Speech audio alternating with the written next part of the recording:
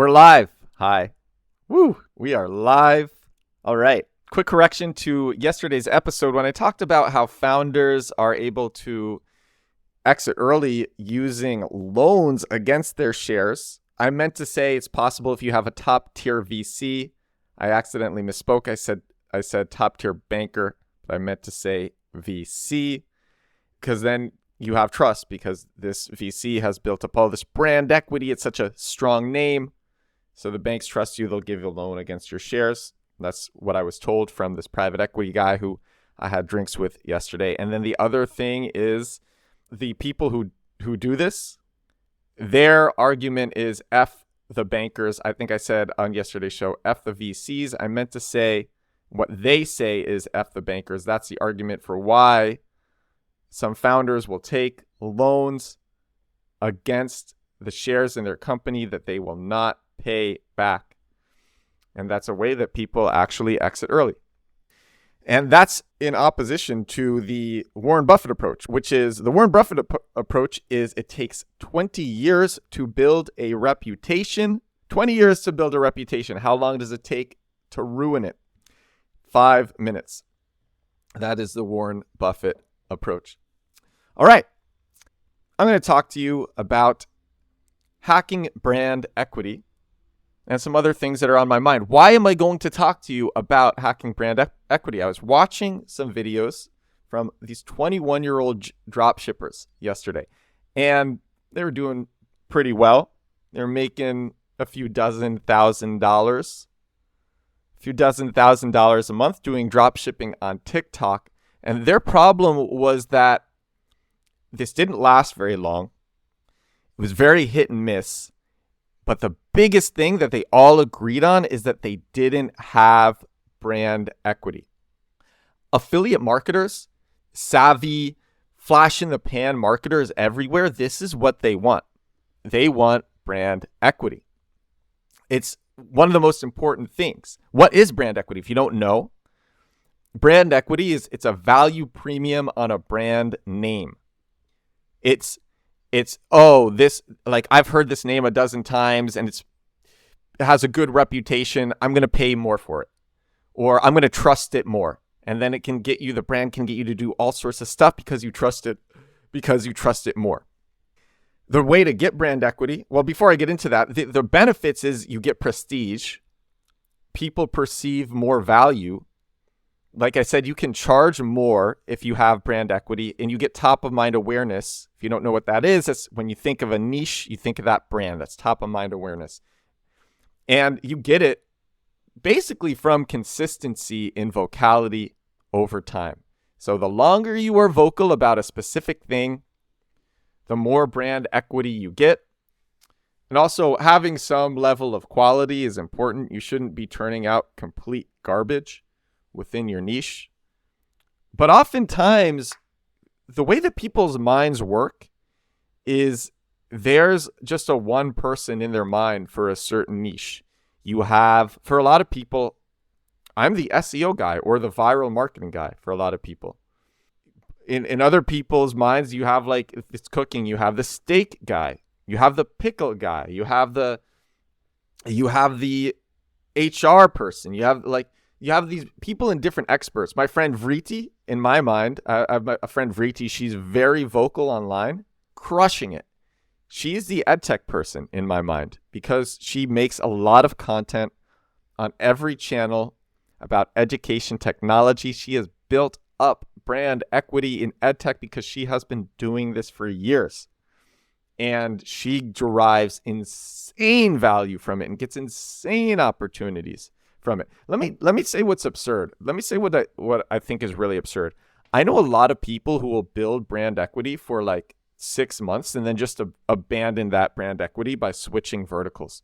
It's one of the biggest mistakes that I believe people make is that they'll build up a brand for many months, which is not easy to do, and they'll have some level of equity, and maybe there will be like a little dip in interest, and they'll get demoralized and just quit. But they still have that brand equity, and if they it's just the dips rebound That's why I see it happening, because or it'll just plateau. Maybe it won't even be a dip. Maybe it will literally be a plateau, or it's just not growing as fast as you thought. And then they'll abandon the 6 months of brand equity that they have and build it again with something else, and then hope to get lucky and hope to go crazy viral. But brand equity, like even then, these dropshipper people, they're going viral on TikTok.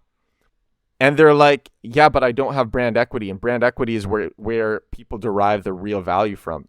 And they were on a podcast, and the podcast host is building brand equity. They were all envious of the podcast host. That's the other thing, is the grass is for a lot of people, the grass is always greener. But I do think there is one easy, straightforward path to success, and that is building brand equity with consistency over time.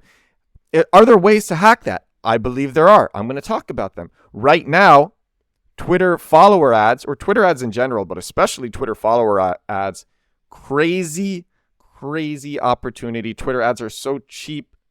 Like I've said, I talked to Gary Vaynerchuk's media buyer about this. He's very bullish on it. He thinks they're super underpriced. And I saw a really good Twitter follower ad today. The guy writes, so he talks about marketing, and this is what he wrote in his ad. This was a Twitter follower ad where the call to action is a big old follow button. And he said, someone made $1 million from ghostwriting. Someone made $1 million selling ebooks. Someone made $1 million from email marketing. Someone made $1 million from cleaning houses. There is the best way to make money. Find what works for you and do your best. And that was literally the ad. He didn't say like, follow me for more. That was like literally the ad. And then there was this big follow button there. I'm going to be honest. I clicked it. I thought it was a great ad. It's a smart ad, a great ad, so cheap. If you're posting quality very consistently, you should be figuring out how to hack. It's like when a product has product market fit, and then they raise a huge round just to dump it into Facebook ads and search ads because they know they have product market fit and they just need to scale really fast. If you have good quality, you need to be getting people to see your good quality as fast as possible. And I think Twitter follower ads, especially if you're doing it on Twitter, it's like really good. If you can find some way to repurpose your content on Twitter, that'd be great. I do that. Whenever I post a video on TikTok, it comes out on Twitter as well. I record this podcast on Twitter Spaces so that I can run ads to the Spaces and get thousands of listeners on these Spaces. Man, that's crazy that I can do that for literally pennies. Insane that this exists right now. Oh, man. Wow, I feel great. Let me say, when I started this pod, I was like, I really didn't feel like recording, and I didn't know what I was going to talk about. And now I'm like in the zone. And I know this inherently, but when you're not feeling it, you don't realize it.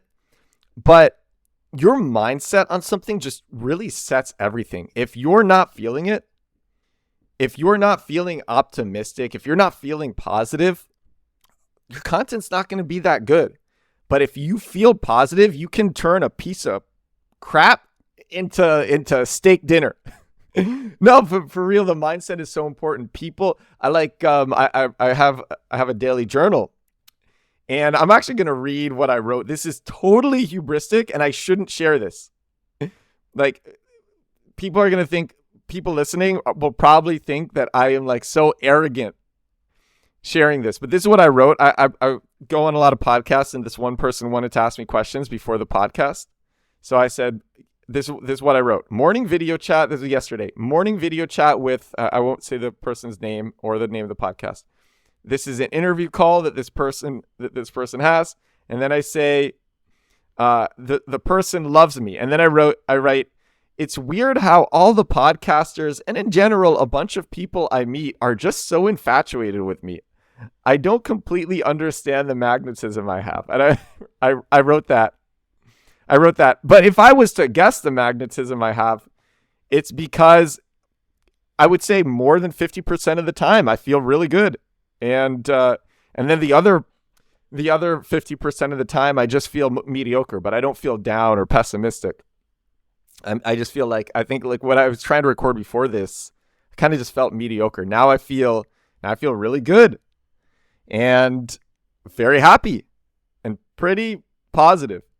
And your mindset sets everything. You can make such good stuff if you feel good. And then if you don't feel good, figure out how to feel good. An easy way to do that is to just start and get into the flow. I'm in the flow recording right now, so I feel great. Anyway, hacking brand equity, putting out quality. That's another way to do it. I think this podcast, especially like these last couple of minutes, have been pretty quality.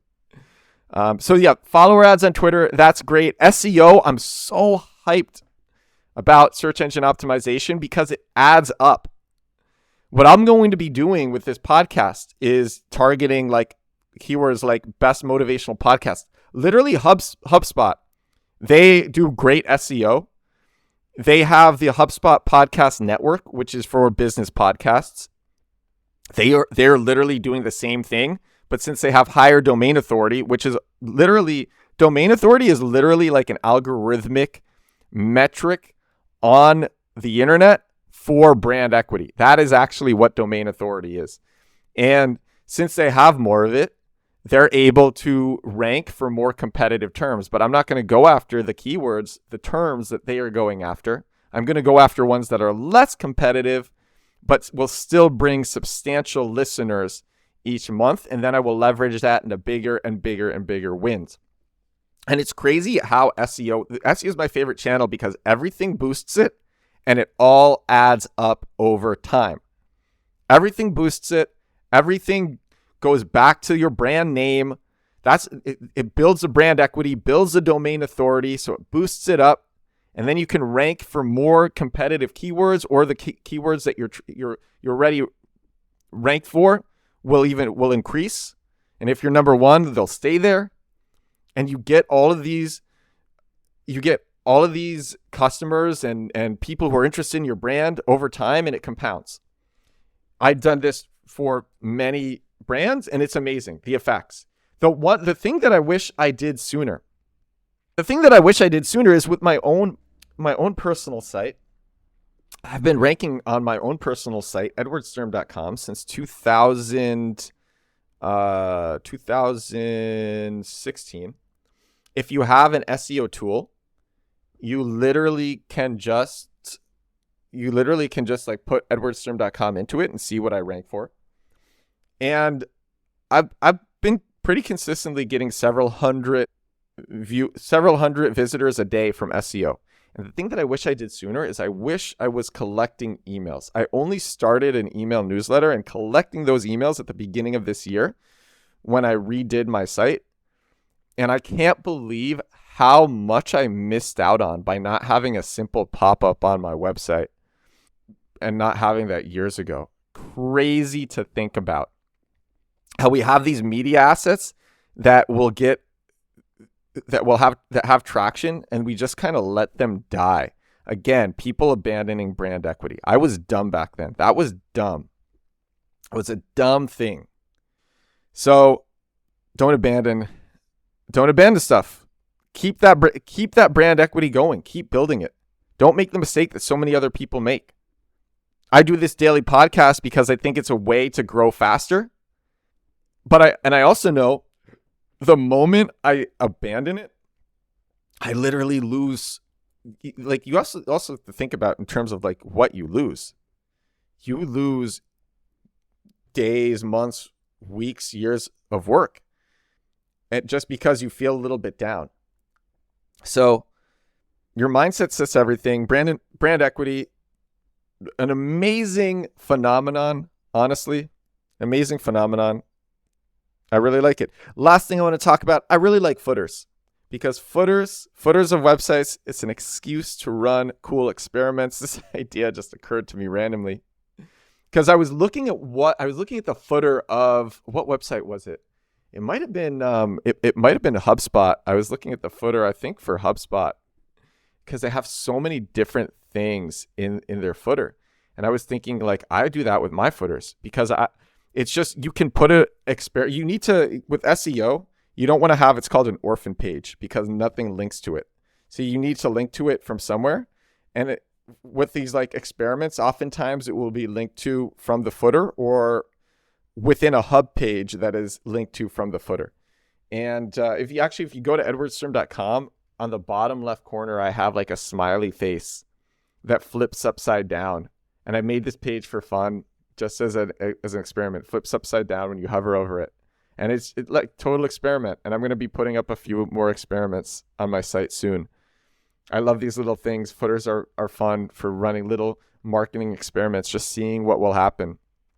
That experiment is for this. It's edwardslink.com.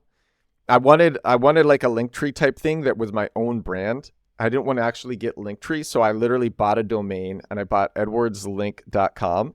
And then when I want to change the domain, I have a 301 redirect as a WordPress plugin for that. I set that up on AWS, and then I redirect to whatever site I want to feature. Right now, edwardslink.com goes to Spotify. Before it was going to my email newsletter. Before it was going to some affiliate tool.